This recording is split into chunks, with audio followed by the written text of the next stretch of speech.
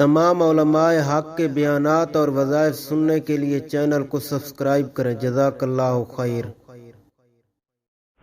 تو بھائیوں، ایک تو اس رمضان کے گزرنے کے بعد یہ اللہ تبارک و تعالیٰ کا پیغام ہے کہ میں قریب ہی ہوں، کہیں دور نہیں گیا۔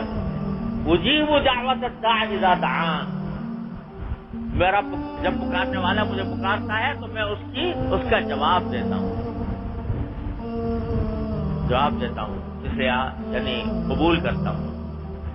یہاں بھی ایسا لگتا ہے کہ اشارہ اس طرف فرمایا جا رہا ہے کہ میں تو قریب ہوں ہی تمہارے قریب آنے کا راستہ یہ ہے کہ مجھے پکارو، تمہارے مجھ سے قریب آنے کا راستہ یہ ہے کہ مجھے پکارو، پکارتے رہو، مانگتے رہو۔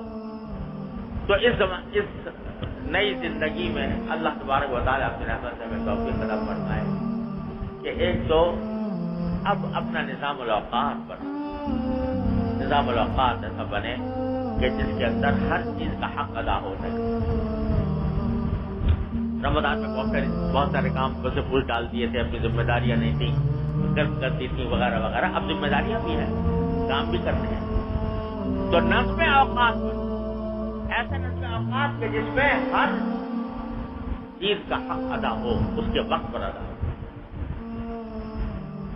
اور بھائی، نظم اوقات بناتے وقت اپنی ساری ضروریات، ساری حاجات کو سامنے رکھ کر اپنی سہولت کے ساتھ، جو سہولت کے ساتھ کام ہو ان کا بنا۔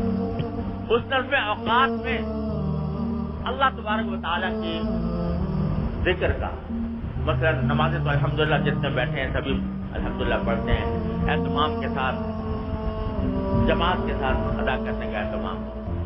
اور صبح کو فجر کے بعد کچھ تھوڑا سا وقت اللہ تبارک و تعالیٰ کے قریب ہونے کے لیے عادت ہو جائے کہ اس میں کچھ تلاوت ہو قرآن کریم۔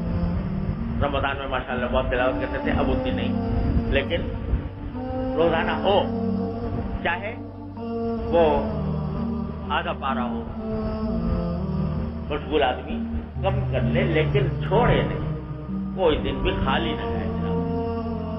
کچھ وقت جو ہے وہ مناجات مقبول، نبی کریم سرور عالم صلی اللہ علیہ وسلم کی بتائی ہوئی دعائیں، ان کو مانگنے کا اہتمام۔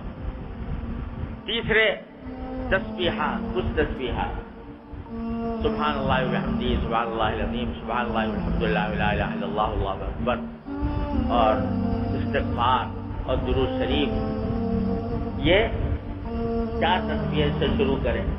اللہ تعالیٰ کرتے تو پھر اس میں اور اضافہ بھی ہو سکتا ہے، 4 تسبیح، لیکن صبح کو شروع کے وقت میں یہ جب تک یہ کام نہ ہو جائے اس وقت تک یہ اور کام میں نہ لگے۔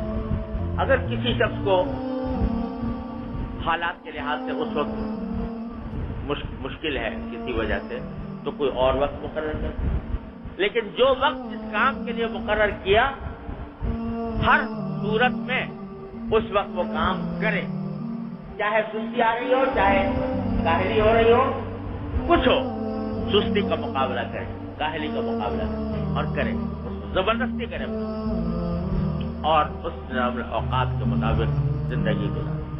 اور بھائی، چلتے پھرتے عادت چاہے، سوچے، مثلا کسی کو خالی بیٹھے تو سوچے کہ میں کیا کیا دعائیں مانگوں اللہ سے، کیا کیا مانگ سکتا ہوں، جب میں گھر سے نکلتا ہوں تو کیا حاجت ہوتی ہے، اس وقت کیا مانگنے چاہیے، جب اور آگے بڑھوں گا تو کیا مانگنا چاہیے۔ یہ اس کی ایک دماغ میں فہرست بنا اور اس کے لیے عادت ڈالنے کی کوشش۔ جو بندہ اس کی کوشش کرتا ہے، عادت ڈالنے کی کوشش کرتا ہے، اللہ تعالیٰ ڈلوا دیتے ہیں اور یہ کیفیت حاصل ہو جاتی ہے۔ اور پھر کچھ ایسے جملے ہوتے ہیں، یہ بھی کہ جو تکیہ کلام کے طور پر دل میں بار بار آتے ہیں، تو اس میں کوئی ایک جملہ منتخب کر لو جو بھی خالی ہو، تو دماغ وہ جملہ بول رہا ہو، یا اللہ میرے گناہوں کو معاف کر، یا اللہ میرے قریب या अल्लाह मुझे अपना कुर्ब अदा फरमा, या अल्लाह मुझे अपनी रजा की जिंदगी अदा। इनमें से कोई एक जुमला मुंतखब करके ये समझ लो कि ये इसकी रट लगानी है। चलते फिरते उठते बैठते दिमाग में ये जुमला घूमता रहे, गूंजता रहे।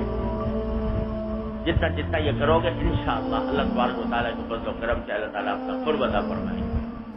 बस भाई इस तरह अल्लाह ताला फरमा रहा है कि मैं करीब हूं, तुम दूर चले जाते हो, अब दूर मत जाना, अब मेरे कुर्ब से फायदा उठाना, अब मेरी तरफ आ जाना।